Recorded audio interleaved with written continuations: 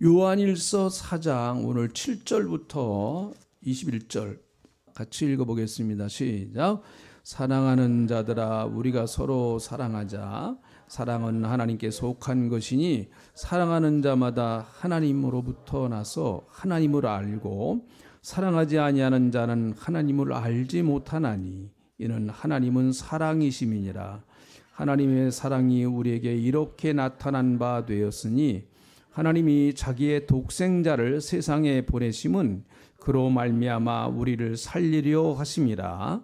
사랑은 여기 있으니 우리가 하나님을 사랑한 것이 아니요 하나님이 우리를 사랑하사 우리 죄를 속하기 위하여 화목제물로 그 아들을 보내셨음이니라. 사랑하는 자들아, 하나님이 같이 우리를 사랑하셨은즉 우리도 서로 사랑하라는 것이 마땅하도다. 어느 때나 하나님을 본 사람이 없으되 만일 우리가 서로 사랑하면 하나님이 우리 안에 거하시고 그의 사랑이 우리 안에 온전히 이루어지느니라. 그의 성령을 우리에게 주심으로 우리가 그 안에 거하고 그가 우리 안에 거하는 줄을 아느니라. 아버지가 아들을 세상에 구주로 보내신 것을 우리가 보았고 또 증언하노니 누구든지 예수를 하나님의 아들이라 시인하면 하나님이 그의 안에 거하시고 그도 하나님 안에 거하느니라.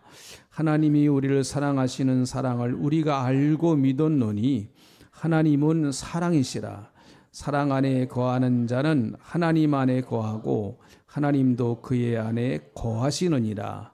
이로써 사랑이 우리에게 온전히 이루어진 것은 우리로 심판날에 담대함을 가지게 하려 함이니 주께서 그러하심과 같이 우리도 이 세상에서 그러하니라.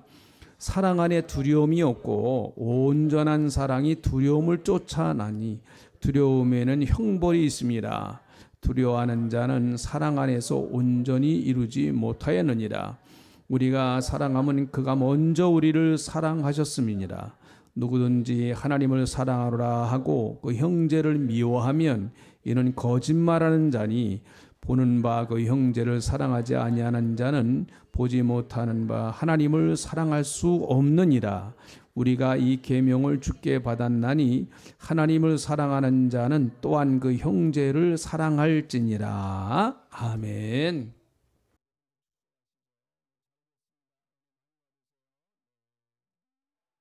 요한 1, 2, 3서 또 요한계시록 그리고 요한복음의 저자는 예수님의 12제자 중에 한 사람인 사도 요한입니다. 그래서 사도 요한은 5권의 책을 썼습니다. 요한복음, 요한 1, 2, 3서, 요한계시록. 네, 5권의 책을 썼습니다. 상당히 많이 쓴 거죠. 사도 요한은 100세까지 살았습니다. 100세까지. 굉장히 오래 장수했죠. 12제자 가운데 가장 오래 산 사람입니다. 그가 그렇게 오래 산 이유는 일단 어렸기 때문에 12제자 중에 제일 어렸다고 그래요. 그래서 어렸기 때문에 제일 오래 산 거죠. 그리고 다른 제자들은 다 순교했습니다. 그런데 사도 요한은 순사, 그냥 순교하지 아니하고 온전한 삶을 마치고 자연사한 거죠. 하나님이 부르셨을 때, 한 100여 살 됐을 때 하나님이 부르셔서 천국으로 가게 되었습니다. 그래서 사도 요한이 왜 그렇게 오래 살았느냐? 3가지예요. 첫째, 어렸기 때문에 12제자 중에서 제일 어렸기 때문에 오래 살았고, 두 번째는 순교 안 했기 때문에 오래 살았고, 사랑했기 때문에. 그래서 우리가 흔히 사도 요한을 사랑의 사도 그렇게 얘기를 합니다. 사랑의 사도. 오래 살고 싶으시면, 장수하고 싶으시면 사랑하셔야 돼요. 사도 요한이 사랑의 사도다. 우리가 그런 그 별명이 붙었죠. 예수님의 사랑을 그 제일 많이 받은 것으로서 이렇게 성경에 표현되어진 사람이 사도 요한이죠. 예수님의 품 안에 이렇게 안겼다. 성경에 나와요. 예수님의 품 안에 안겼다. 오늘도 이 시간 우리 정말 이 귀한 시간, 세상은 어지럽고 복잡하고 참 혼란스러운 이런 때에 우리 하나님 품에 안기시는 사도 요한이 예수님 품에 안겨셨던 것처럼 오늘 우리가 하나님 품 안에 안기는 그런 하나님의 사랑을 좀 푹 받고 가시는 여러분 되시길 축원합니다. 사랑을 하면은 뭐 한다고요? 아, 그래요. 사랑하면 오래 삽니다. 그리고 사랑을 하면은 또 뭐 한다고요? 아, 예뻐져요. 네, 사랑을 하면 예뻐집니다. 한번 따라 합시다. 사랑을 하면, 아, 다 같이 한번 해보세요. 사랑을 하면 예뻐집니다. 네, 옆에 분 한번 얼굴 좀 보세요. 요즘 사랑하고 사시나? 한번 얼굴 좀 보세요.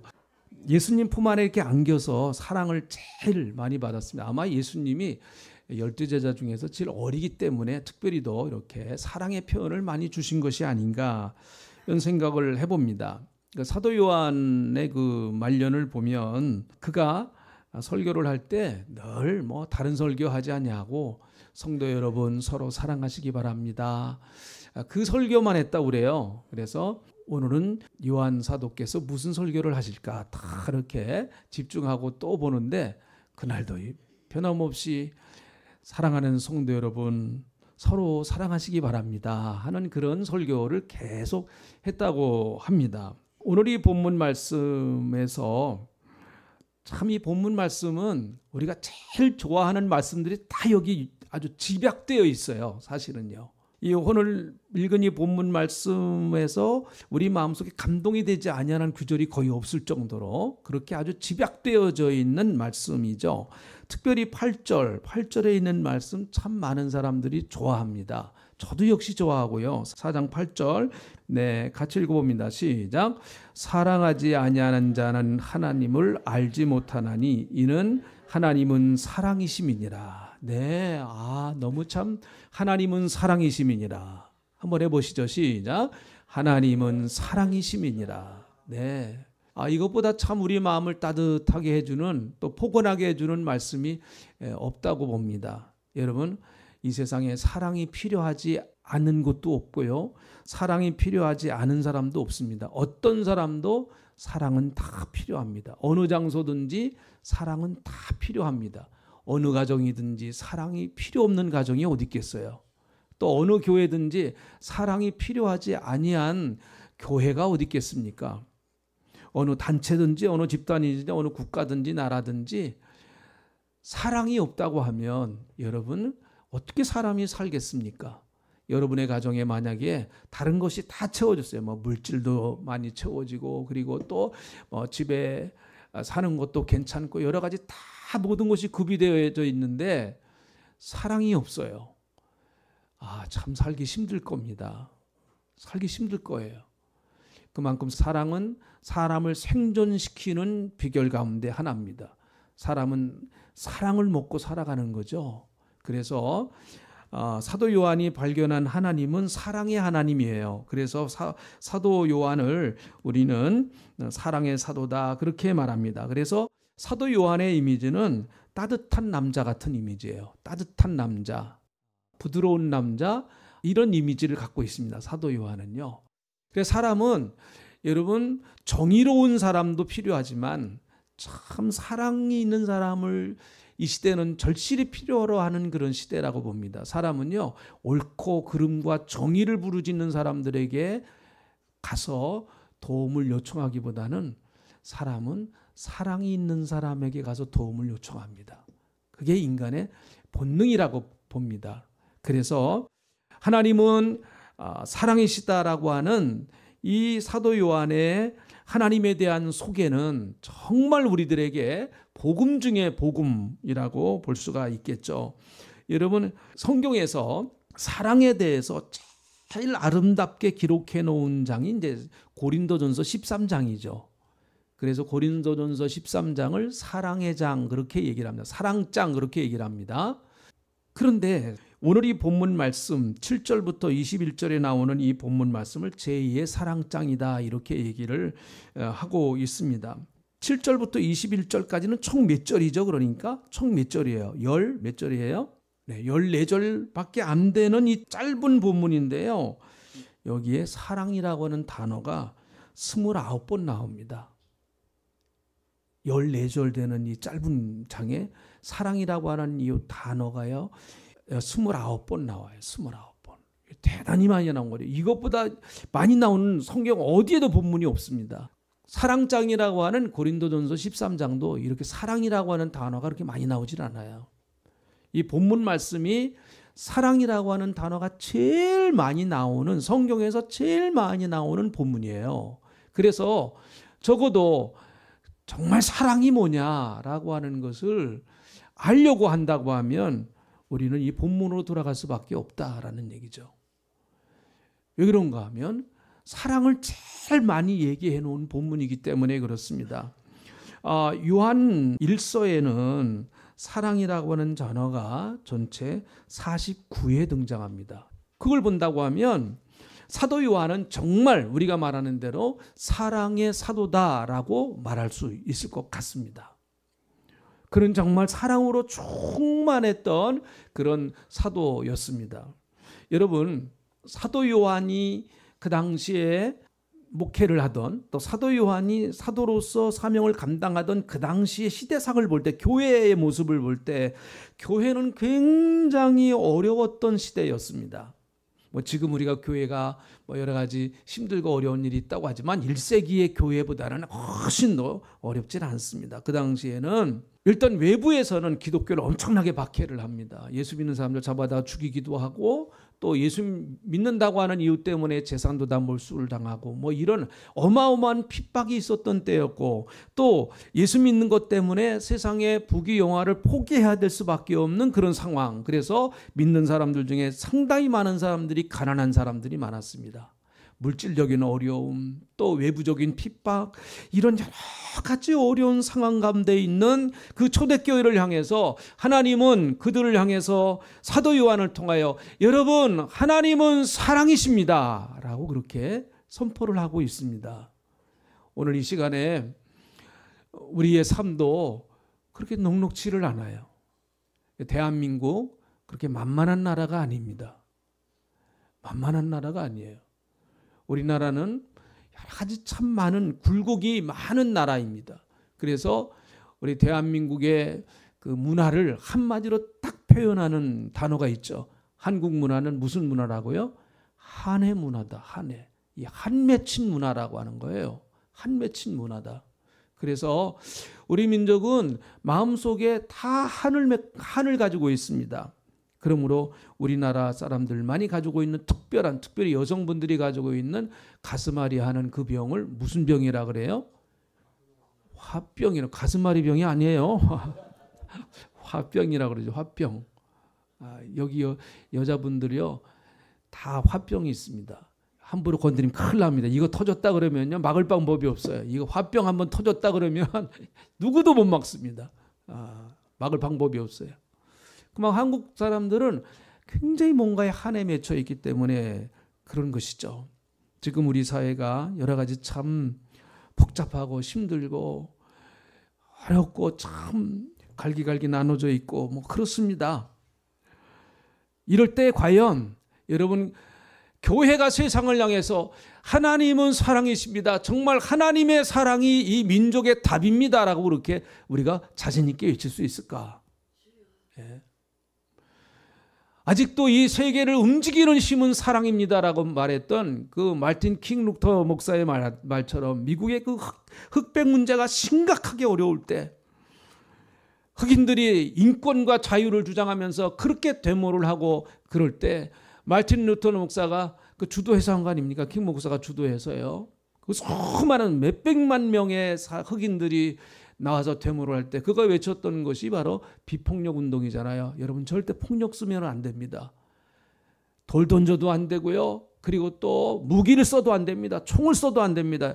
철저하게 비폭력으로 우리는 우리의 주장을 표현해야 됩니다.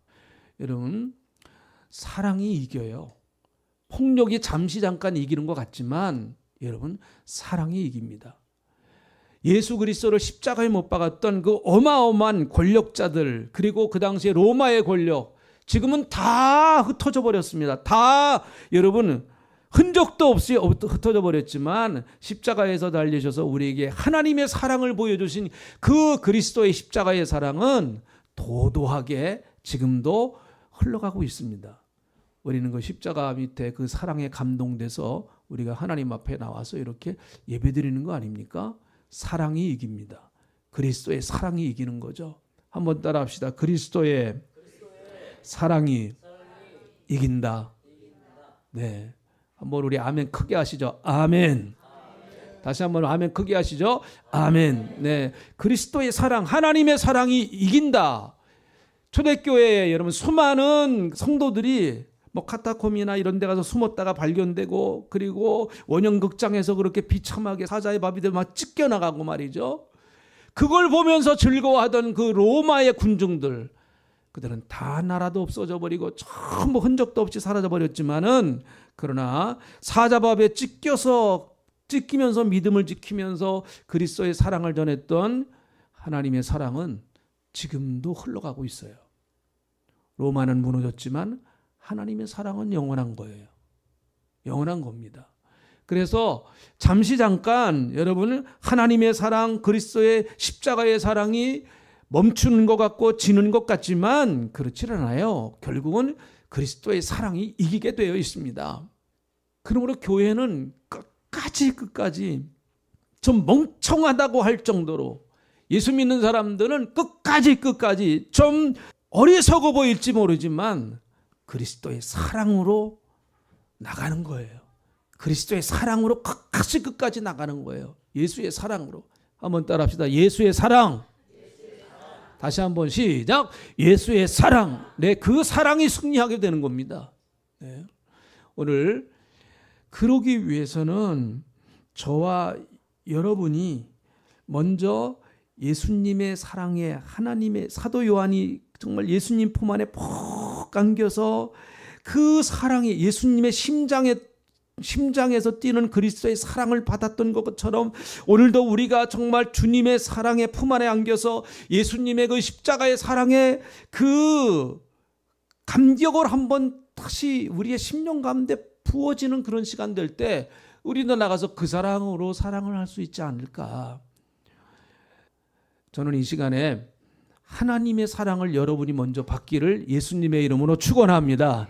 하나님의 사랑을 우리가 먼저 받아야 돼요. 네? 받아야 나옵니다. 받아야. 여러분, 내가 받질 않는데 어떻게 하나님의 사랑이 내게서 나올 수가 있겠어요? 내가 하나님의 사랑을 전달해야 될 전달자인데 내게 하나님의 사랑이 없는데 어떻게 하나님의 사랑을 누군가에게 전달할 수가 있겠습니까? 그것은 불가능하다고 봐요. 그건 가능하지 않다고 봅니다. 그래서 오늘 우리가 예수님 품 안에 확 좀 안겼으면 좋겠어요. 예수님, 나 이렇게 상처도 많고요. 예수님, 나는 인격적으로도 참 모자라는 사람이고요. 나는 성격도 참 별난 사람이고요. 아시잖아요, 절. 주님, 제 인격과 제 이런 모습을 가지고는 도저히 누군가를 사랑할 수 없는 사람입니다. 내 말은 까칠하고요. 내 말이 열릴 때마다, 내 입이 열릴 때마다 내 입에서는 화살 같은 말들이 나가고요. 하나님, 어떻게 하겠습니까? 하나님의 사랑이 나를 부어주셔야죠. 하나님의 사랑이 나를 강력하게 머리부터 발끝까지 부어주셔야 그 사랑이 나를 통해서 나갈 수 있지 않겠습니까? 네. 우리가 뭐 그렇게 고민하면서 이 말씀을 듣는 저와 여러분 되시기를 축원합니다. 우리나 다 누구나 저는 똑같아요. 저도 마찬가지고요. 여러분도 마찬가지예요. 여러분이 저에게 싫은 소리 하면 저도 싫어요. 그 좋을 사람 누가 있겠습니까? 어떤 사람이든지 싫어요. 그거는 여러분도 마찬가지입니다. 네, 저만 그래요? 여러분도 마찬가지지. 다 똑같아요. 사람은 자기 싫어하는 사람을 그렇게 좋아하기 어렵습니다. 자기에게 싫은 얘기하는 사람 그렇게 감싸주기 그렇게 만만치 않습니다. 네. 이거는 우리 힘으로는 근본적으로 될 수 없는 문제예요. 인간은 대단히 자기중심적이에요. 자기중심적. 9절에 있는 말씀을 보면 하나님의 사랑이 우리에게 이렇게 나타난 바 됐다. 하나님의 사랑이 나타났다는 거예요. 여기서 나타났다라고 하는 말에 헬라어는 파네로우라고 하는 말인데, 이것은 감추어져 있거나 알려지지 않은 것을 명백하게 눈에 보이게 알려주는 것. 그러니까 감춰져 있었습니다. 보이지 않았었어요. 그런데 하나님의 사랑이 나타났다, 그렇게 말해요. 하나님의 사랑이 나타났다, 이런 말씀하고 있습니다. 하나님의 사랑이 나타났단 말이에요. 하나님의 사랑이 그러면 어떻게 나타났느냐? 9절에 있는 말씀 보니까 하나님이 자기의 독생자를 세상에 보내심으로 그로 말미암아 우리를 살리려 하셨다. 하나님의 사랑은 누구를 통해서 나타났느냐? 하나님의 사랑은 예수 그리스도를 통해서 나타났다라는 거예요. 그러므로 여러분, 기독교가 말하는 사랑은 인간의 사랑이 아닙니다, 여러분. 인간의 사랑이 아니에요. 내 자신에게서 나오는 누군가가 참 불쌍해, 저분 내가 좀 도와줬으면 좋겠다. 그 굉장히 좋은 인간이에요. 인류애입니다, 그거. 굉장히 그런 것도 하나님이 주신 인간적 성품이라고 볼 수가 있어요. 그것이 좀 강한 사람이 있습니다. 사도 요한이 지금 말하는 사랑이라고 하는 건 그런 인간의 사랑을 뛰어넘는, 그런 인간의 사랑을 뛰어넘는 하나님의 사랑은 독생자를 통해서 나타났다. 독생자가 누구예요? 예수님을 통해서 나타났다라는 거예요. 그래서 예수님을 통하지 아니한 사랑의 의미는 하나님의 사랑을 잘 모르는 거예요. 하나님의 사랑을. 예수님의 사랑이 아니면, 예수님의 십자가의 그 사랑이 아니, 그 사랑을 내가 경험하고 체험하고 그 사랑을 복음으로 깨닫지 못하면 내가 누구를 사랑할 수 있지만 그건 대단히 그냥 내 성품에서 좋은 성품으로 사랑하는 거예요. 뭐 그것도 귀한 일이 나쁜 거 아니에요, 그것도요. 그러나 성경이 말하는 사랑은 하나님의 사랑이 나타났는데 독생자를 세상에 보내심으로 말미암아 나타났다. 그래서 로마서 5장 8절에 있는 말씀, 우리가 이 말씀을 여러 번 소개했고 외우기도 했던 말씀인데 같이 한번 읽어봅니다. 우리가 아직 죄인 되었을 때 그리스도께서 우리를 위하여 죽으심으로 하나님께서 우리에 대한 자기의 사랑을 확증하셨느니라. 네, 확증했다는 거예요. 야, 내가 너를 사랑했다. 하나님 언제 그렇게 나를 사랑하신 게요? 하나님이 사랑하시면 내 꼬라지가 이렇습니까? 우리가 그렇게 말하고 싶을 때가 있어요, 사실. 그렇게 말하고 싶을 때가 있어요. 하나님이 나를 사랑하시면 어떻게 이래요, 내가? 이거보다 훨씬 더 나아져야 되는데, 하나님. 근데 하나님은 계속해서 우리를 향해서, 얘야, 내가 너를 사랑한 거 어떻게 사랑하는데 나는 너를 분명히 사랑했다. 그 사랑은 바로 네가 죄인 되었을 때에, 네가 알지도 못할 때 나는 너를 위해서 나의 가장 사랑하는 독생자를 너를 위해서 십자가에서 못 박았다라는 거죠. 그게 내 사랑이다라는 거예요. 그래서 기독교의 사랑은 거기서부터 출발하는 거예요. 거기서부터. 네? 그래서 이 사랑, 십자가의 그 하나님이 당신을 십자가에서 주신 그 사랑의 그 뜨거움을 내가 경험하고 느끼지 못한다고 하면 기독교의 사랑을 말하기는 참 어렵습니다. 기독교의 사랑을 얘기하기는 대단히 어려워요. 그리고 사랑한다고, 기독교적인 사랑을 한다, 내가 예수 믿고 사랑한다고 하는 그 말을 하기는 대단히 쉽지 않습니다. 결국 예수님은 하나님의 사랑을 계시하기 위해서 왔습니다. 그래서 우리는 예수님을 통해서 하나님의 사랑을 볼 수 있는 거예요. 하나님이 세상을 이처럼 사랑하사 독생자를 주셨으니 이는 저를 믿는 자마다 멸망하지 않고 영생을 얻게 하려 하십니다. 그렇게 말씀하셨잖아요. 요한복음 3장 16절 우리 너무나 잘 아시죠? 같이 한번 해보실까? 이거 다 암송하시잖아요. 요한복음 3장 16절 같이 크게 한번 해보죠. 시작. 하나님이 세상을 이처럼 사랑하사 독생자를 주셨으니 이는 저를 믿는 자마다 멸망하지 않고 영생을 얻게 하려 하십니다. 네, 하나님의 세상을 이처럼, 거기서 세상이란 말은 그런 자연적인 세상이 아니라 거기서 세상은 나를 말하는 거예요. 나를, 하나님이 내가 너를 사랑해서 독생자를 주었다는 것입니다. 네, 그게 하나님의 사랑이라는 거예요. 그 독생자를 믿을 때 멸망하지 않고 영생을 얻는다라고 말씀하고 계시는 거죠. 그래서 여러분 참 이상해요. 참 이상합니다. 이거는 누구에게나 공통적으로 나오는 고백이에요. 정말 예수님의 은혜와 사랑을 깨닫고 십자가의 사랑을 경험한 사람들은 공통적으로 하는 고백이 있습니다. 그게 무슨 고백인가 하면 하나님이 나를 세상에서 가장 사랑하신다는 거예요. 다 이 말에 공감하십니까? 이 말에 다 아멘하실 수 있어요? 하나님이 세상에서 나를 제일 사랑하신다는 거예요. 그럼 누굴 사랑하시는 겁니까? 하나님이 어떤 사람을 제일 사랑하시는 거예요? 우리 교회 성도들 중에서도 제일 사랑한다고 그러고, 뭐 다른 교회 성도들 중에서도 하나님이 날 제일 사랑하셔. 아니야, 하나님이 날 제일 사랑하셔. 다 그렇게 얘기를 합니다. 다 그렇게. 네, 그 참 신기하잖아요. 십자가를 경험한 사람들은 공통적으로 하나님이 나를 제일 사랑하신대요. 제일. 아마 여러분의 고백도 뭐 그런 고백이라고 봅니다. 뭐 이렇게 입술로 누구한테 막 자랑하고 그러진 않지만 여러분 마음속에 그런 마음들 다 가지고 계실 거예요. 하나님이 나를 제일 사랑하셔. 하나님이 나를 제일 사랑하셔. 그리스도를 통해서 보여주신 하나님의 사랑의 특징을 우리에게 말씀하고 있는데, 첫 번째는 9절에 보니까, 자, 하나님의 사랑, 그리스도를 통해서 우리에게 보여주신 하나님의 사랑은 어떤 사랑인가 하면 9절에 있는 말씀 보시죠. 하나님의 사랑이 우리에게 이렇게 나타난 바 되었으니 하나님은 자기의 독생자를 세상에 보내시면 그로 말미암아 우리를 살리려 하심이니라. 한번 따라하시죠. 살리려 하심이니라. 네, 하나님의 사랑의 특징은 살리는 사랑이에요. 살리는 사랑. 네. 하나님의 사랑이 들어가면 살아납니다. 오늘도 이 시간에 여러분 하나님의 사랑이 여러분의 심령을 파고들면 여러분은 살아나는 역사가 있는 줄로 믿습니다. 하나님의 사랑이 있는 곳마다 살아나는 거예요. 여러분 참 인간은 신비합니다. 하나님께서 아담을 창조하셨잖아요. 아담 이후에 하나님은 직접 사람을 안 만드세요. 직접 사람을 안 만드십니다. 하나님은 아담 이후에. 그럼 어떻게 만드세요? 남자와 여자가 만나서 사랑해서 거기서 새 생명이 탄생하는 거예요. 사랑이 있어야 새 생명이 탄생하는 겁니다. 그 생명의 원리란 말이죠. 자식을 키워내는 것 어떻게 키워냅니까? 부모가 자식을 사랑하기 때문에 키워내는 거예요. 사랑하기 때문에. 자식들 키워내는 거 보면 그래서 참 신기해요. 그 사랑이 아니면 어떻게 자식을 키워냅니까? 자식의 생명이 어떻게 자라납니까?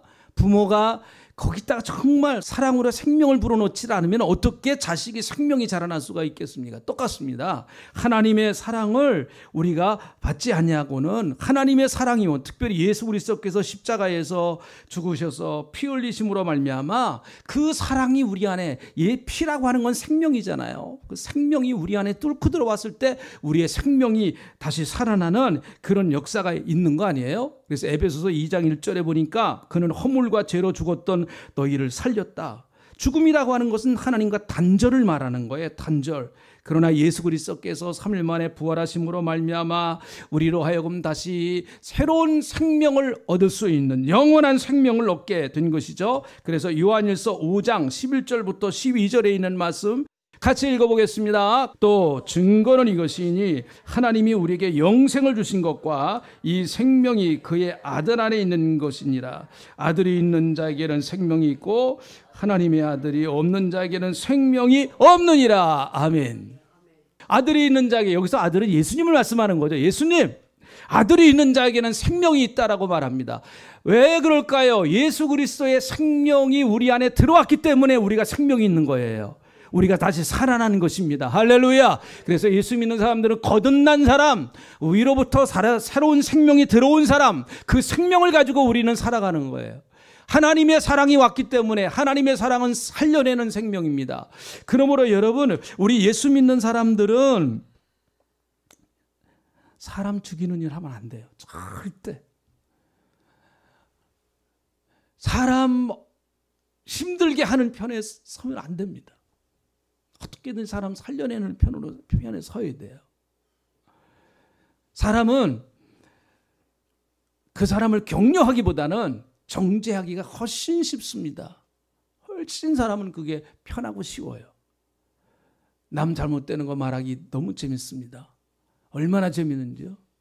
잠언에 보면은 꿀떡 같다는 거예요. 꿀떡 같다. 남의 그 허물 얘기하는 것은 꿀떡을 먹는 것처럼 그렇게 아주 달콤하다는 것이죠.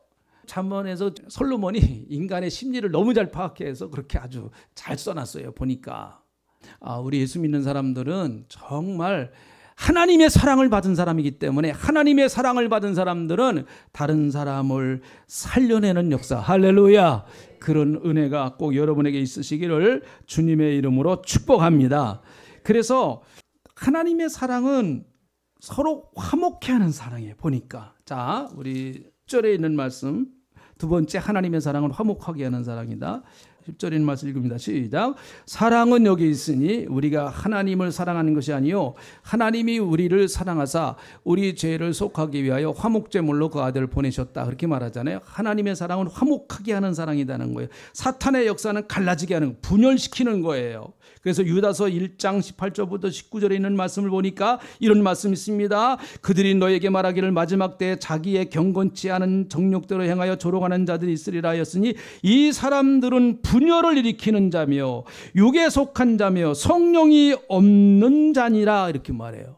분열을 일으켜, 성령이 없기 때문에, 하나님의 생명이 있지 않기 때문에 늘 이 사람들은 분열을 일으킨다는 거죠. 하나님의 사랑은 화목해 하는 사랑이에요. 피스메이커가 되는 거, 어디 가든지 그 갈라진 것도 붙이게 하는 사랑인데, 사탄이 역사하는 것은 자꾸 갈라놓는 거 아닙니까? 갈라놔요. 그래서 여러분, 십자가는 하나님과 인간과 화목하는 것이고 사람과 사람을 화목시키는 것 십자가 아닙니까, 여러분? 그래서 여러분 마음속에 하나님의 은혜의 십자가, 예수님의 구원의 십자가, 화평의 십자가가 오늘 확 들어가시기를 주의 이름으로 축복합니다. 할렐루야. 그래서 여러분이 가는 곳마다 싸움이 중단되고 분열이 중단되고 화평하게 되고, 그래야 같이 살죠. 같이 살아가는 거예요. 화평이라고 하는 건 뭐예요? 같이 살아가는 거예요. 같이 살아가는 거. 저는 이렇게 복음으로 접해보니까 예수 그리스도 안에서 얼마든지 화목할 수 있다라고 하는 걸 저는 느꼈어요. 마태복음 5장 38절부터 48절에 있는 말씀을 보면 산상수훈을 예수님 말씀하시는데 사랑의 원리를 말씀하세요. 그래서 너희가 오른뺨을 때리면 어떻게 하라고요? 왼편까지 돌려대라. 속옷을 달라면 겉옷까지 줘라. 막 이런 말씀 있잖아요. 그래서 너희를 사랑한 자라면 사랑하면 무슨 유익이 있겠느냐? 원수도 하느니라. 막 이런 말씀을 하고 계세요. 그런데 마태복음 5장 41절에 이런 말씀이 있습니다. 누구든지 너로 억지로 우리를 가게 하거든 그 사람과 심리를 동행하라. 이런 말씀이 있습니다. 여러분, 이거는요, 이런 의미를 가지고 있어요. 어떤 책을 보니까 아주 굉장히 좋은 해석을 해놨더라고. 오리는 세상 권력이나 정치 권력의 힘, 폭력의 힘 또는 인과응보의 힘, 그리고 율법의 원리라는 것이죠. 오리까지는 가야 돼요. 그것이. 이게 유대인들의 상식적인 생각입니다. 누가 오리까지 가달라고 그러면 그것은 가져야 되는 거예요. 그러니까 이것은 어떤 인과응보의 법칙이나 율법의 법칙이나 아니면 세상의 권력의 법칙이나 정치적인 힘의 법칙이 될 수도 있다는 거예요. 그러나 심리까지 가는 거는 사랑의 힘이고 사랑의 권력이고 사랑의 원리라는 것이죠. 오리까지 가져가는 사람에게 아예 오리를 더 가서 심리까지 가주는 거예요. 이거는 사랑의 원리다라는 겁니다. 그래서 오리까지 가자고 하는 그 권력의 힘을 이길 수 있는 힘은 심리의 힘이다라는 거죠. 오리를 오리로 대적하면 오리까지가 알았어, 나 오리까지 갈게 하면서 오리까지 갑니다. 오리를 오리로 대적하면 갈등이 일어나고 보복이 일어나고 살인과 반복이 계속 될 수밖에 없습니다. 그러나 심리를 가면 오리는 굴복하고 변화된다는 거죠. 오리의 법칙은요. 지금 우리 사회는 오리를 가자는 사람들이 너무 많습니다. 오리를 가자. 오리까지 가져라. 당신은 오리를 가야 돼. 왜 못 가? 당신은 오리를 가야 할 책임이 있어. 무수하게 이런 이야기들이 지금 엄청나게 난무하는 것이 한국 사회입니다. 예수 믿는 사람들은 심리를 가야 합니다. 오리를 이기는 힘은 심리예요. 무디는 이런 말을 했습니다. 의사나 변호사는 사랑이 없어도 선한 일을 할 수 있을지 모르지만 하나님의 사업은 사랑이 없이는 절대로 할 수 없다. 의사, 변호사, 여러분 환자를 또 변호사, 내담자를 사랑 없이 그냥 일해 줄 수 있습니다. 뭐 의사가 사랑 없이 병을 치료할 수 있습니다. 변호사가 사랑 없이 그 사람을 법률적으로 자문하고 도와줄 수 있습니다. 그러나 여러분, 교회는 아니에요. 교회는 아니에요. 교회는 사랑 없이는 아무 일도 안 되는 거예요. 아무 일도 안 돼요. 교회는. 이게 무너지면 안 됩니다. 이게 절대로. 시청 앞에 매년 크리스마스 트리가 빛나고 있습니다. 올해도 마찬가지예요. 크리스마스 트리가 얼마나 아름답게 빛나고 있습니까? 수많은 사람들이 그곳에 와서 외칩니다. 거기에 크리스마스 트리가 비춰져 있어요. 무슨 의미가 있을까 그게? 그 트리가 무슨 의미가 있을까? 교회가 오리를 가자는 사람들에게 오리도 못 가주는 판에, 심리는커녕 오리조차도 못 가주는 이런 현실 속에서 그 크리스마스 트리를 보면서 감동할 수 있는 사람들이 얼마나 될까? 가슴 아픈 얘기죠. 우리 주위에는 오리 좀 가자, 오리만 가자고 하는 사람들이 많습니다. 나 오리만 가줘요. 그런 사람들이 참 많아요. 나 지금 힘들어요. 오리만 가주면 내가 살 것 같아요. 여러분, 세상의 법칙은 오리까지 가줍니다. 그러나 신앙인들은 심리까지 가주는 겁니다. 여러분의 남편이 힘들어할 때 심리까지 가주는 아내, 여러분 아내가 힘들어할 때 심리까지 가주는 남편, 교회에서도 마찬가지입니다. 그런 심리까지 가줄 수 있는 권사님, 또 집사님, 성도님, 나라와 민족이 어렵습니다. 여러 가지 혼란스럽습니다. 심리까지 가야 할 사람들이 절실히 필요한 이때입니다. 주님, 내가 그런 사람 되게 하시옵소서. 교회에도 오리까지 가줄 수 있는 사람 찾고 있는데 더 심리까지 가줄 수 있는 사람 필요합니다. 주님, 내가 그런 사람 되게 하시옵소서. 이 시간에 우리 한번 기도하는, 같이 함께 기도할 수 있는 그런 시간, 주님 그런 마음 내게 주시옵소서. 기도하는 시간 갖겠습니다. 하나님 고맙습니다. 주님, 정말 우리 주위에 오리까지 갖추기를 원하는 사람들이 많습니다. 오리까지 가달라고 하는 사람들이 많습니다. 주님, 우리가 주님 심리까지 가줄 수 있는 그런 사람이 되게 하여 주시옵소서. 아버지, 가정에서도 심리까지 가줄 수 있는 사람 되게 하시옵소서. 교회에서도 심리까지 가질 수 있는 사람 되기 원합니다. 하나님 고맙습니다. 감사합니다. 하나님이 사랑이라고 하셨습니다. 우리는 십자가를 통해서 하나님의 사랑을 보았습니다. 끝까지 자기를 낮추시며 자기를 버리시면서까지 우리를 사랑하시니 그 사랑을 우리가 받았습니다. 주님, 내가 그 사랑에 감격하게 하시고 그 사랑이 내게 넘쳐서 그 사랑을 내게 누군가에게 흘려보내는 그런 사람이 되게 하여 주시옵소서. 고맙습니다. 감사합니다. 역사해 주시옵소서. 축복해 주시옵소서. 예수님의 이름으로 기도합니다. 아멘.